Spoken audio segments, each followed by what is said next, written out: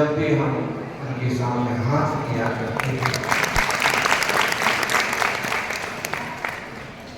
आचार्य श्री सरल सागर जी ने जिस ढंग से अपनी बात रखी, तपस्वी सम्राट के समाधि के अंतिम क्षणों की बातें बताई, बोले कि ये बात सुनने के लिए हम पूरी तल्लीनता से तैयार थे और हम समझ रहे थे कि इसे और आगे तक सुनते जाएं।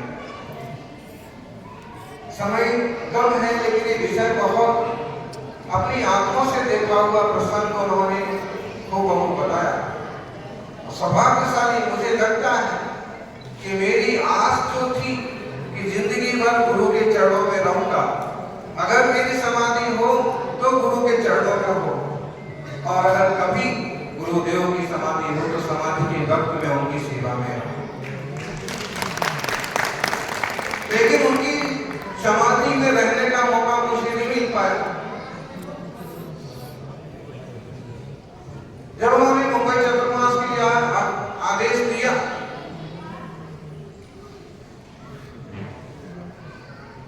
उदगांव पंचवन की बात है, वहां से बिहार के उमलवाड़ा भीमसर गांव गए, उस साधुओं को उमलवाड़ा से रवाना कर दिया शशांक सारंगी को, और कुछ साधुओं को भीमसर गांव से रवाना कर दिया, लेकिन हमें कुछ नहीं कहा।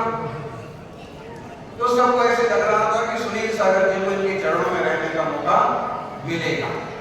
हम भी खुश थे कि चलो सब आचार्यों को, सब पथारियों को रवाना कर दिया, हम बच्चे हैं, हमको सेवा करने का मौका मिलेगा। लेकिन पता नहीं क्या सोचा, उन्होंने कहा सुनील सागर जी, छोटे से गांव में तुम अच्छे नहीं लगते हो,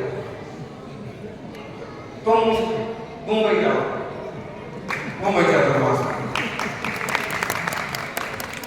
हमने आग्रह किया कि आपके चरणों में रहना है।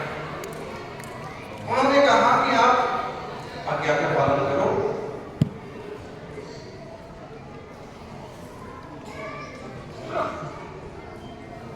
ठीक है, उसके आगे ज्यादा बोलने की हिम्मत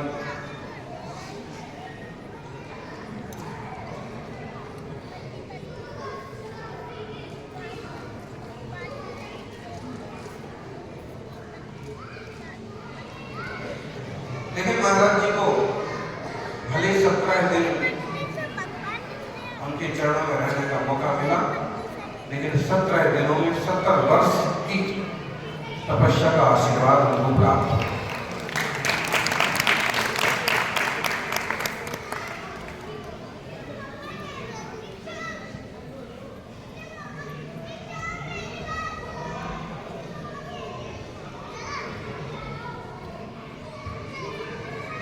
आचार्य पर दिवस जैसी चीजें मनाने में हम विश्वास नहीं करते, जन्म जयंती जैसी चीजें मनाने में हम बहुत पीछे रहते हैं।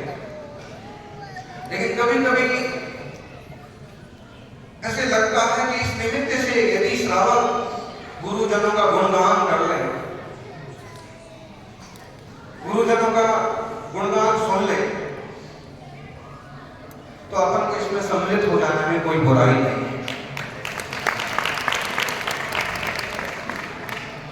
हमें तो यहाँ का निमंत्रण दिया था, यहाँ के पदाधिकारियों ने, उन्होंने कहा था कि 26 तारीख को रथ यात्रा है, आप बताइए।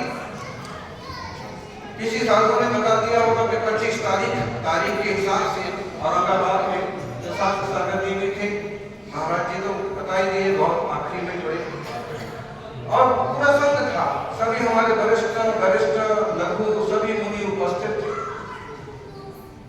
औरंगाबाद का कुछ ऐसा संयोग बना कि 100 से ज्यादा पीछे इकट्ठी हो गई थी वहां। तो ऐसी बात हुई, 24 तारीख की संध्या का समय था, महाराष्ट्र के कैबिनेट मंत्री राजेंद्र दर्रा समाज के अध्यक्ष के साथ गुरु महाराज के दर्शन को आए होंगे। उनके दर्शन करने के बाद हमारे पक्ष में भी आए। तो अध्यक्ष जी ने कहा कि महाराज जी को कल आचार्य पद मिलने वाला है।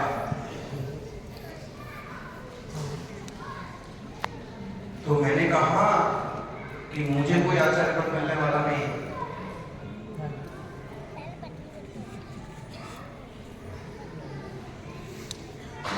मुझे कोई आचार्य पद नहीं लेना, क्योंकि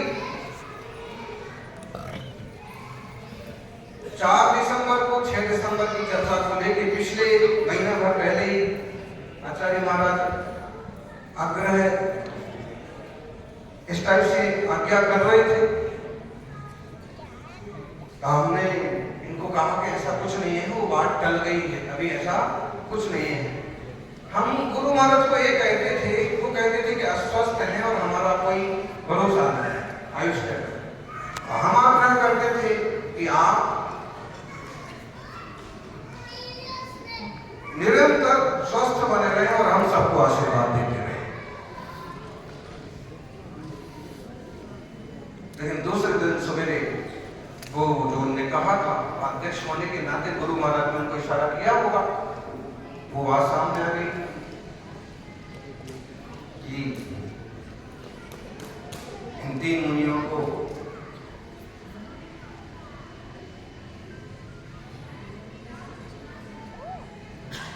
कुल मिला के कहने का मतलब है कि आज की तारीख पंच परमेश्वर भगवंतों की श्रृंखला में आने वाला परम वंदनीय आचार्य पद गुरु कृपा के फल के रूप में हमको प्राप्त हुआ। देखा जाए तो आचार्य उपाध्याय के जो पद है, ये संघ की व्यवस्था और समाज के मार्गदर्शन के लिए है।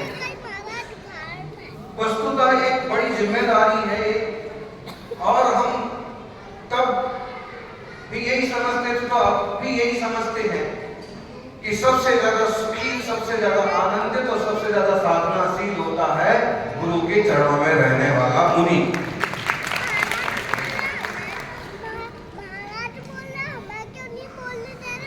गुरु के चरणों में है, कोई विकल्प ही नहीं, किधर विहार होना, कब विहार होना, कहाँ चतुर्मास होना, नहीं होना, अभ्यास करना, स्वाध्याय करना, गुरु के चरणों में पहुंच जाओ, कोई और विशेष पढ़ना, विद्वान उनकी आज्ञा से आ जाएगा। और तो सच्ची बात यह है कि जीवन में जो 50-60 किताबें लिखी गई उनमें से 90% गुरुदेव के चरणों में ही लिखी गई। उसके बाद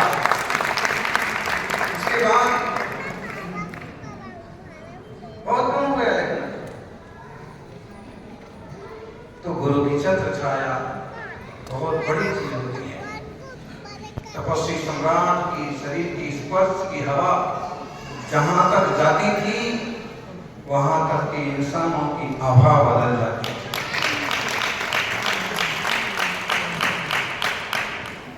सौभाग्यशालियों,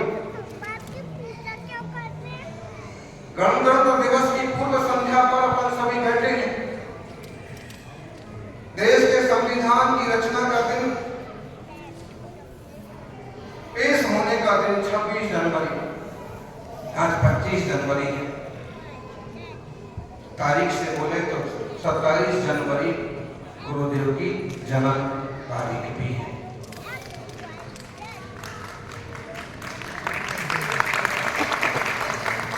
जब 1938 में उनका जन्म